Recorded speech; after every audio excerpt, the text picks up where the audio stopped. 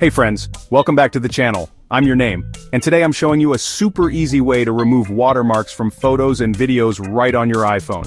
No computer, no stress. This is perfect if you're editing social media content, screenshots, or downloaded videos with logos you don't want.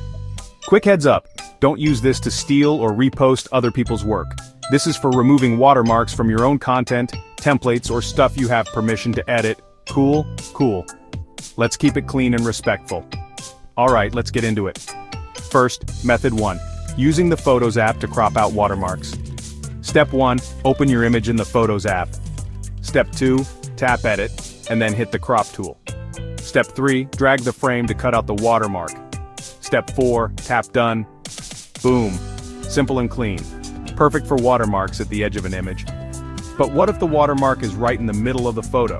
No problem. Use a free app like Photo Retouch or Snap Edit. Download Snap Edit or Photo Retouch from the App Store. Upload your image.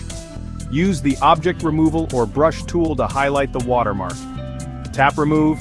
Done. It uses AI to blend the background, and honestly it's surprisingly good. For videos, try CapCut. It's free, easy to use, and you can crop, blur, or even cover watermarks with stickers or text. Open CapCut. Import your video.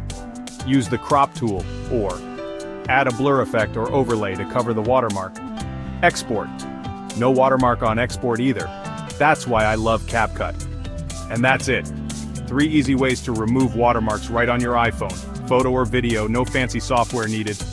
Hit that like button if this helped, and comment below which method worked best for you. I'm your name, and I'll see you in the next smart iPhone hack. Peace.